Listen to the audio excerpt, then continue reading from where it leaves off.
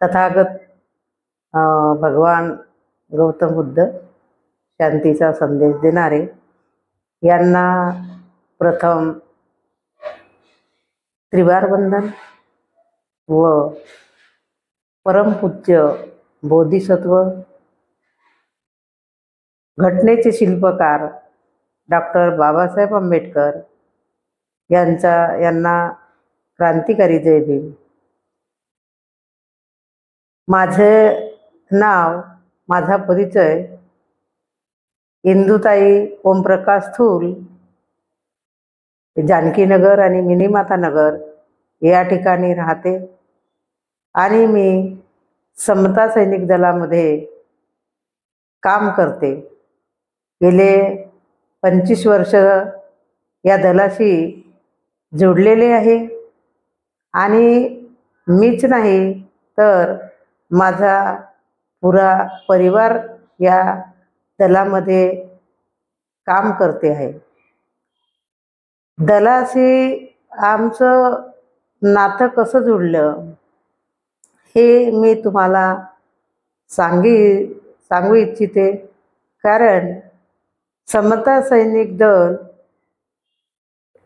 19 मार्च 1927 साली महाड चौदार तळ्यावर सत्याग्रह केला। त्यावेळेस या समता सैनिक दलाची गरज या समाजाला पडली। कारण की बाबासाहेब जेव्हा चळवळी राबवत होते आणि त्यांच्या जेव्हा आंदोलन करायचे आणि मीटिंग करायचे तेव्हा लोक त्यांना त्यांच्या ज्या मीटिंगा जिथं कार्यक्रम असायचे तर दुसरे मनुवादी लोक ते उद्ध्वस्त करायचे। त्यामध्ये असं झालं की जे मिलिटरीमध्ये काम करत होते आपले समाजाचे लोक, तर त्यांना असं वाटलं की आपण या लोकांना सबक शिकवला तर आपल्या ज्या सभा होतात त्या बाबासाहेबांच्या सभा त्या उद्ध्वस्त होण्यापासून आपण वाचवू।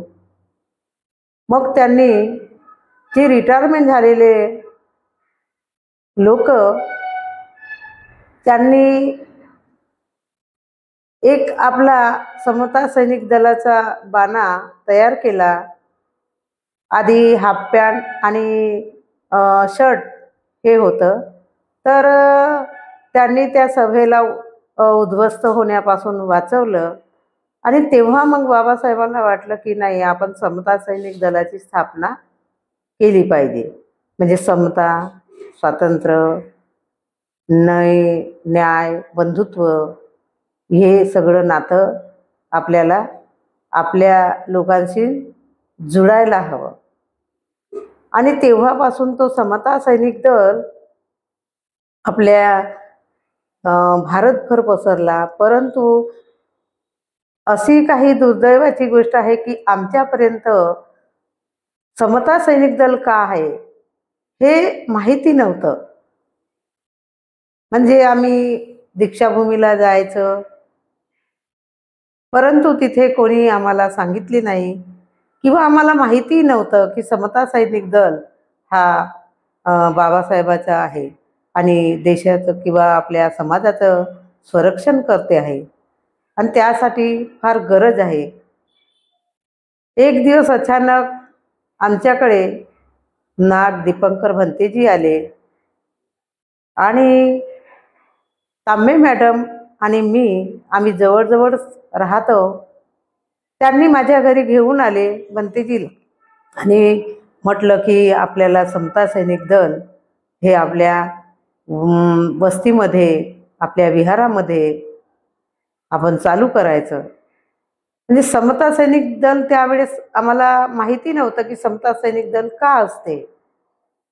तर आम्ही हो म्हटलं आणि होकार दिला आणि आमच्या मिनीमाता नगरच्या बुद्धविहारामध्ये आम्ही माझे मुलं घेऊन त्या ठिकाणी पोहोचले आणि मग तिथे गेल्यानंतर मग सहारे सर, सहारे मॅडम आणि आणखी शाखेचे लोक आले आणि आम्हाला ते ही संघटना समजावून सांगितली की या संघटनेमार्फत आपण का करू शकतो आणि का काय आपल्या समाजावर जेव्हा अन्याय अत्याचार होते तर त्यावेळेस आपल्याला या संघटनेतून काहीतरी शिकायला मिळेल, करायला मिळेल, जो अन्याय अत्याचार होतो तो थांबायला सुद्धा मदत होईल.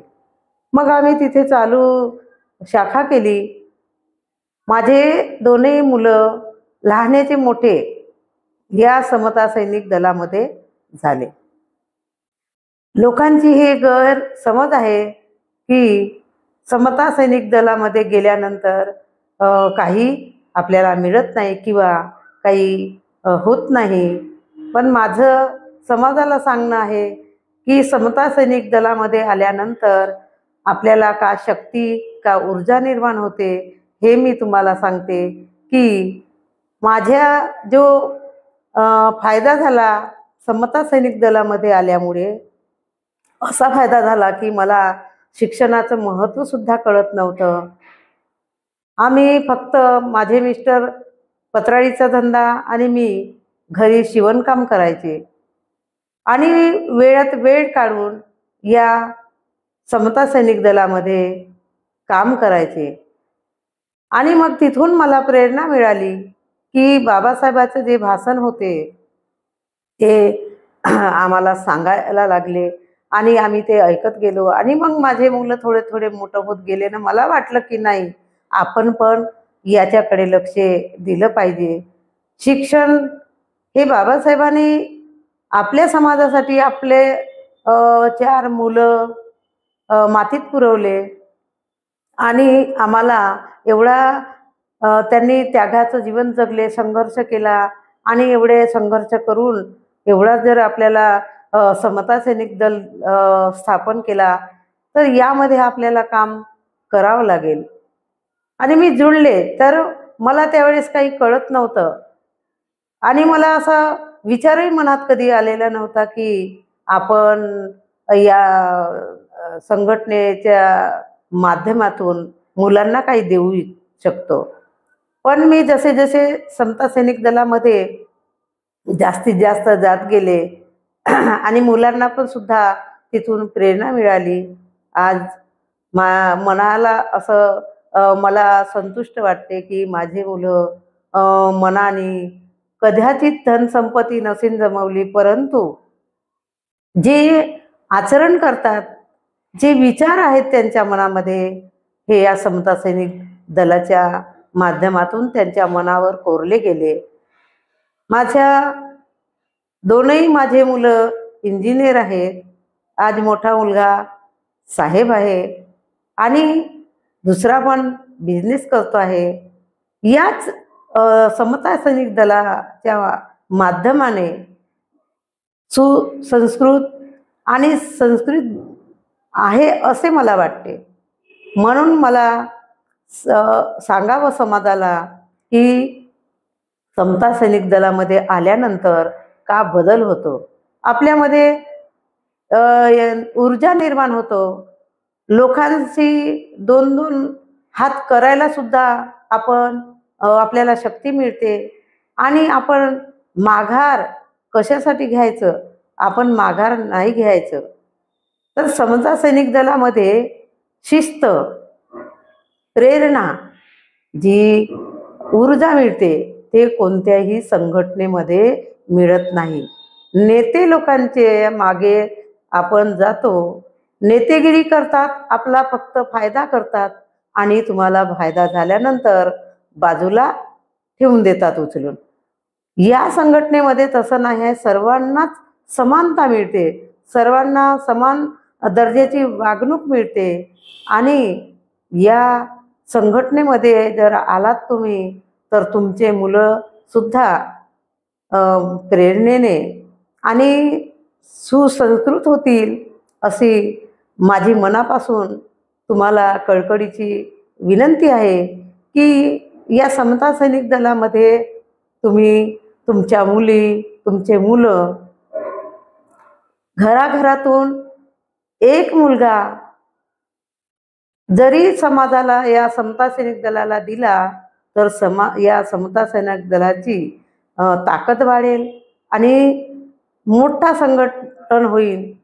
बाकी संघटना जेवढे आहे त्याचे तुकडे तुकडे झाले आहे, पण हे एक असं समता सैनिक दल आहे की हा एकच आहे, एकच दल आहे जो बाबासाहेबांनी स्थापन केलेला आहे.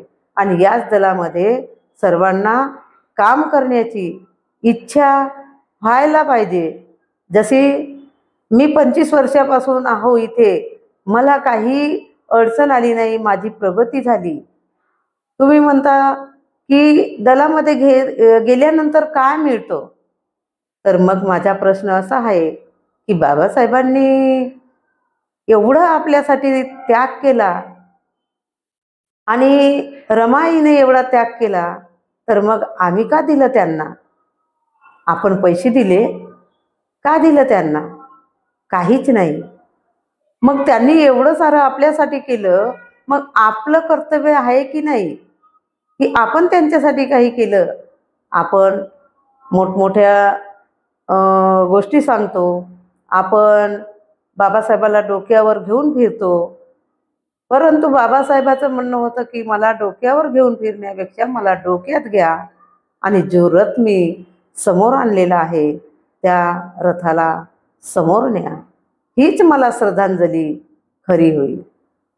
आणि आम्ही समता सैनिक दलाच्या या धुरा खांद्यावर घेतल्या, त्या आम्ही मरेपर्यंत त्या दलाची धुरा खांद्यावरून खाली ठेवणार नाही, असं सुद्धा आम्ही प्रतिज्ञा केली आणि ती खरी अंमलात सुद्धा आणत आहोत.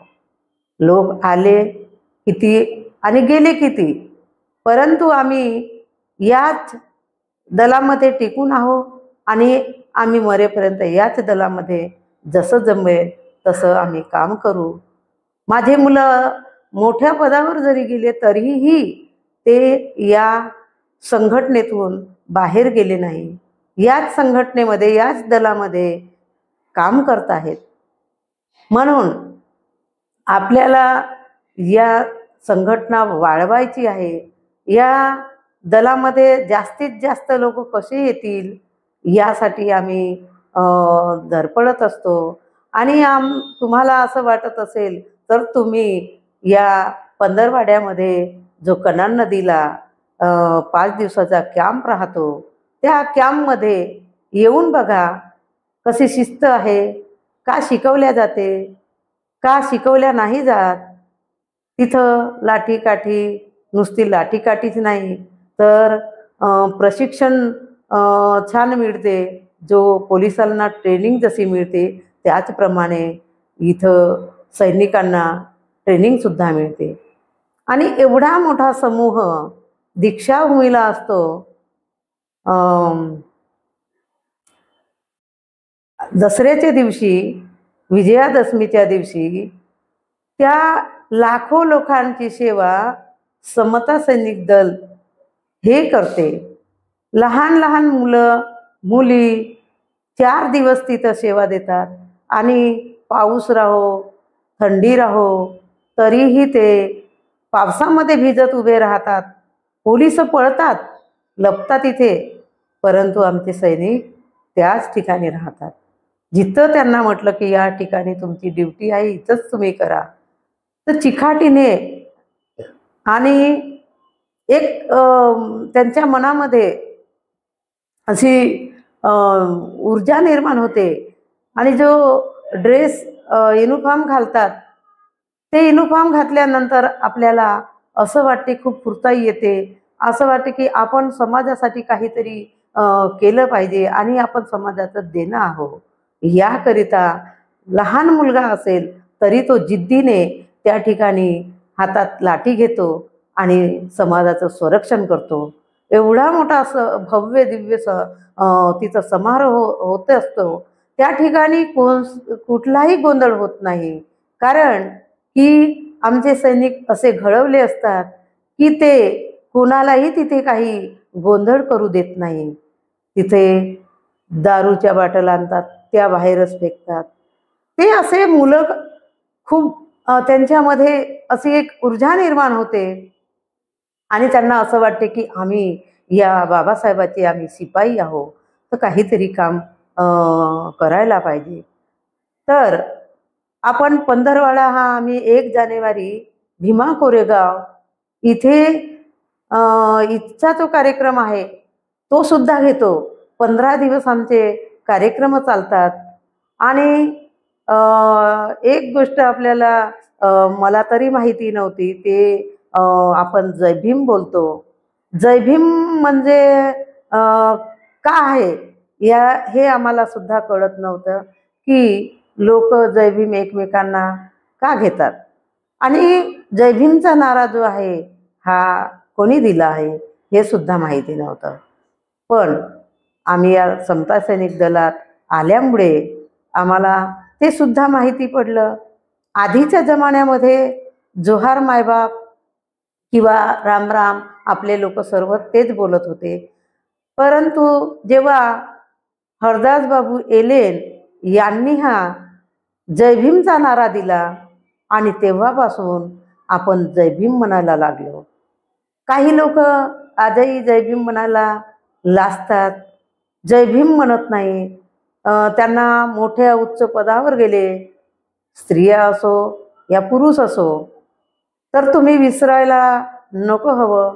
कारण की ज्या व्यक्तींनी आपल्याला घडवलं त्या व्यक्तीला आपण विसरू नये. असं म्हणतात की जो इतिहास विसरतो तो इतिहास घडवू शकत नाही.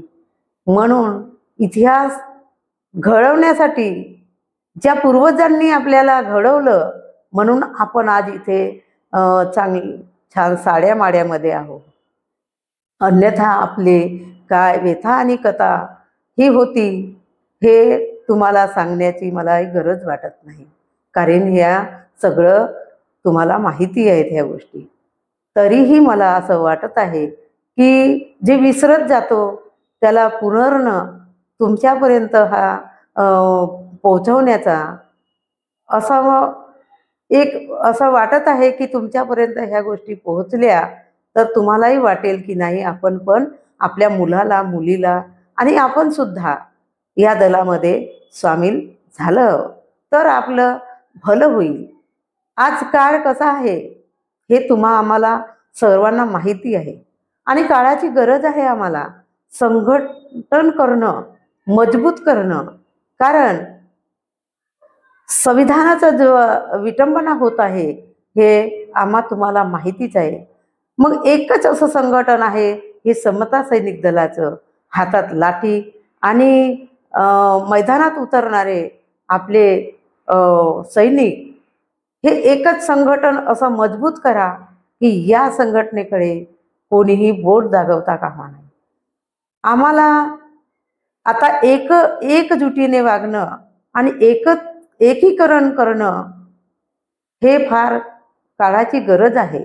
कारण की आम्ही बघतच आहोत जो संविधानावर हल्ला होतो तो तुमच्यावर हल्ला होतो. आज संविधानावर होतो उद्या तुमच्यावर पण हल्ला होण्याला काही वेळ लागणार नाही.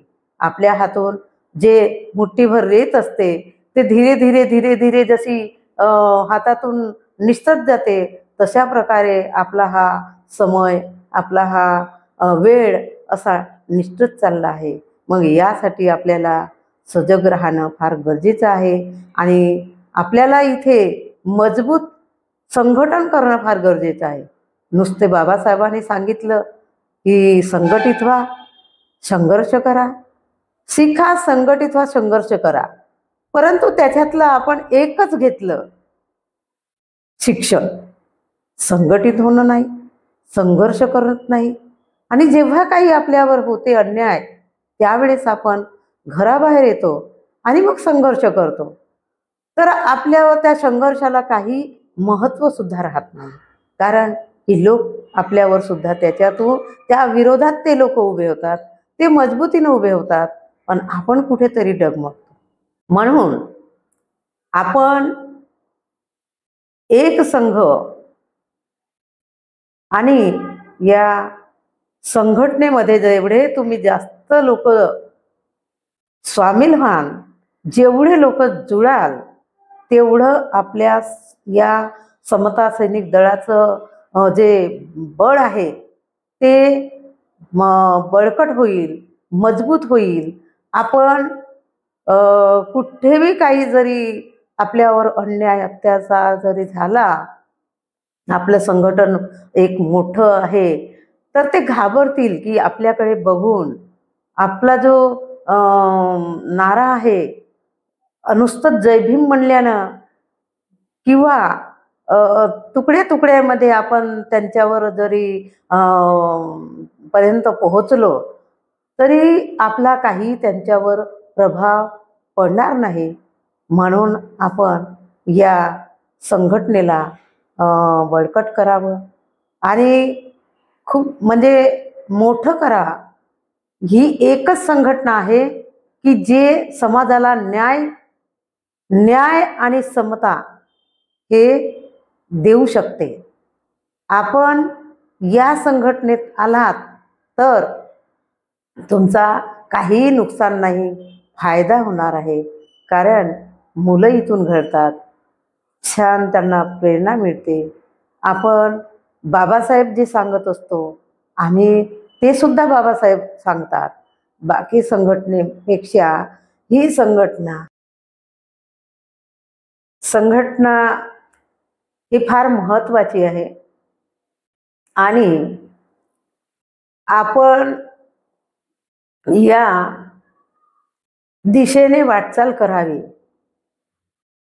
दलामध्ये यावे आणि बघा आणि नंतर तुम्ही जॉईन व्हा.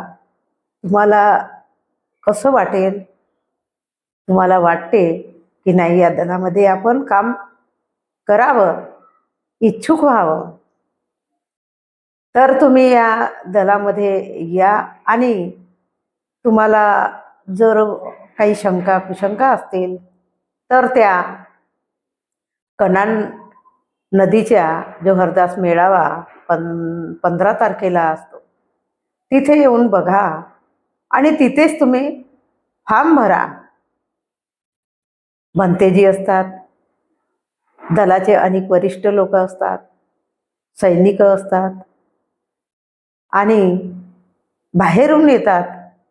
त्या एवढ्या थंडीमध्ये कुडकुड सुद्धा ते टेंटमध्ये राहतात. तर तुम्ही ते बघा आणि नंतर तुम्ही फॉर्म भरा. एवढंच माझं तुम्हाला सांगण्याचं तात्पुरतं आहे आणि मी माझे 2 शब्द इथे समाप्त करते. जय भीम, जय बुद्ध, जय भारत.